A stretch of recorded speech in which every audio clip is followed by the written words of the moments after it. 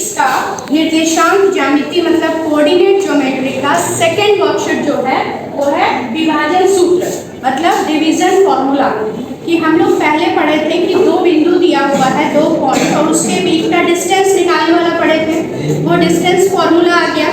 अब हम पढ़ेंगे डिवीजन मतलब उसको बांटने वाला, मतलब आपके पास दो पॉइंट दिया है और उसके बीच में एक बिंदु है, वो उसको किस अनुपात में, किस रेशियो में उसको बांटता है वो हमको बताना है। और वो इस फॉर्मूला से पता चलेगा कि दो बिंदु दिया है और उसके बीच में एक बिंदु है, वो उसको कितना अनुपात में बांट रहा है, वो किस रेशियो में। तो जैसे ये मेरा एक्सिस है x और ये y है, यहाँ पर एक बिंदु A है, उसका कोऑर्डिनेट क्या है x1 y1 निर्देशांक, और एक बिंदु B है, उसका निर्देशांक है x2 y2।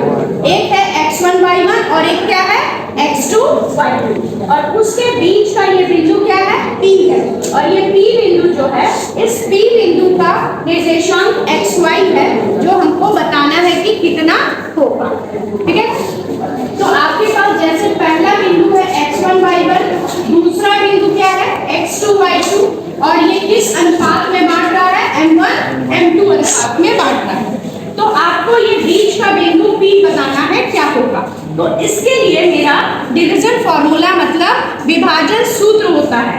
अगर x कोऑर्डिनेट हम निकालते हैं, x निर्देशांक, इसको कोऑर्डिनेट भी बोला जाता है निर्देशांक, तो वो होता है formula m1 x2 plus m2 x1। उल्टा हो जाएगा, पहला वाला 1 तो दूसरा वाला 2, पहला वाला 2 तो दूसरा वाला 1, और नीचे में क्या लिखाएगा m1 प्लस m2। फिर y के बारे में भी वही काम करेंगे, m1 y2 plus m2 y1, और नीचे में क्या रहेगा m1 प्लस m2। कहीं कहीं ये रेशियो जो है वो इस तरह से m अनुपात n भी दिया है, कहीं कहीं ऐसे भी दिया है, तो उसमें भी वही काम करेंगे, m x2 plus n x1 बटा m प्लस n, और y के टर्म्स में m y2 plus n y1 बटा m प्लस n। समझे, ये हमको याद रखना है इसको। तो जब हम लोग नंबर्स बैठाएंगे तो समझ में आ जाएगा कि किसको इधर वाला को इधर से, उधर वाला को इधर से, मतलब क्रॉस मल्टीप्लाई होगा। ये आपका m1 इससे और m2 इससे, जस्ट उल्टा जाएगा, m1 into x2 m2 into x1, और नीचे में m1 प्लस m2। फिर y में भी m1 y2 m2 y1, और नीचे में क्या होगा m1 प्लस m2। ठीक है, इसको नोट करो, फिर हम क्वेश्चन लिखाएंगे तो क्वेश्चन से हम लोग बनाएंगे। नोट हो गया है? नहीं हो गया।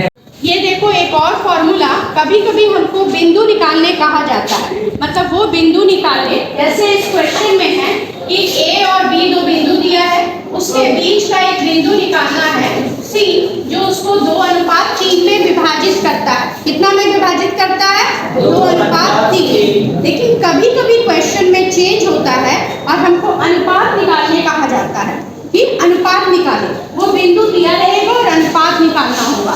जब इस तरह का क्वेश्चन आएगा तो अनुपात हमेशा हम k अनुपात a1 लेंगे। क्या लेंगे अनुपात k अनुपात 1 या लैम्डा या कुछ भी नंबर अनुपात 1।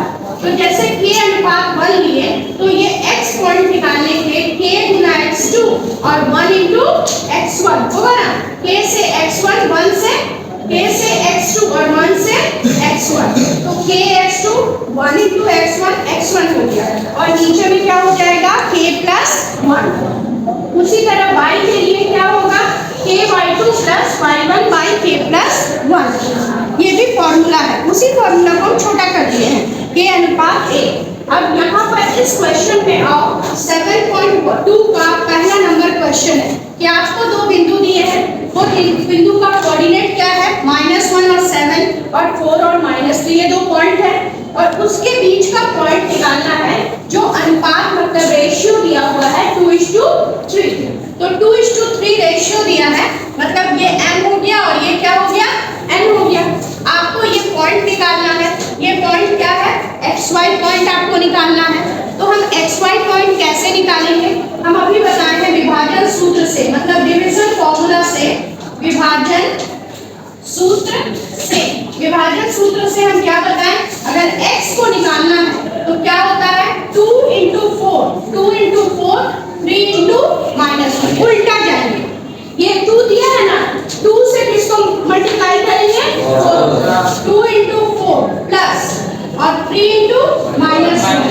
और बटा 2 प्लस 3 डिवाइड 2 प्लस 3।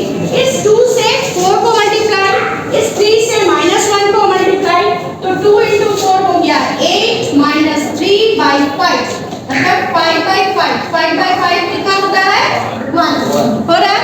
अब y कोऑर्डिनेट निकालने के लिए इसी 2 से फिर -3 को मल्टीप्लाई करेंगे प्लस इस 3 से फिर 7 को मल्टीप्लाई करेंगे और नीचे में क्या होगा 2 प्लस 3। 2 से किसको मल्टीप्लाई किए y वाले को और इस 3 से फिर y वाले को। जब x निकालते हैं तो x को मल्टीप्लाई करते हैं, y निकालते हैं तो y को मल्टीप्लाई करते हैं। तो 2 3 6 और 7 3 21/5 मतलब 15/5। तो इसका आंसर कितना आया 3। तो हमारा वो पॉइंट कौन सा हुआ 1,3। x में 1 आ रहा, y में 3 आ रहा। समझ में आ रहा है ना।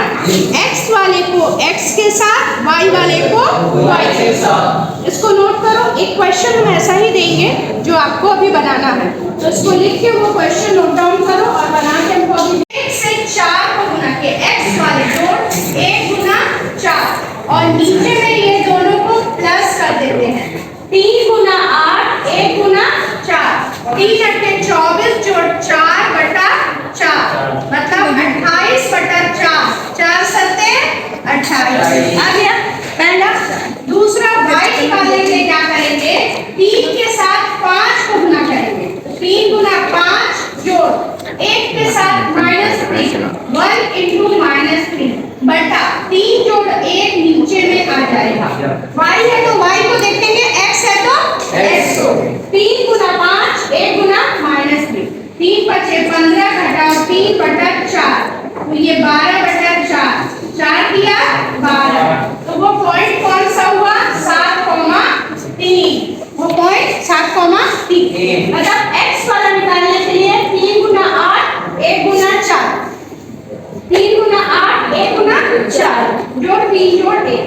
उसी तरह y के लिए 3 गुना 5 1 गुना -3 और बटा 3 जोड़ 1।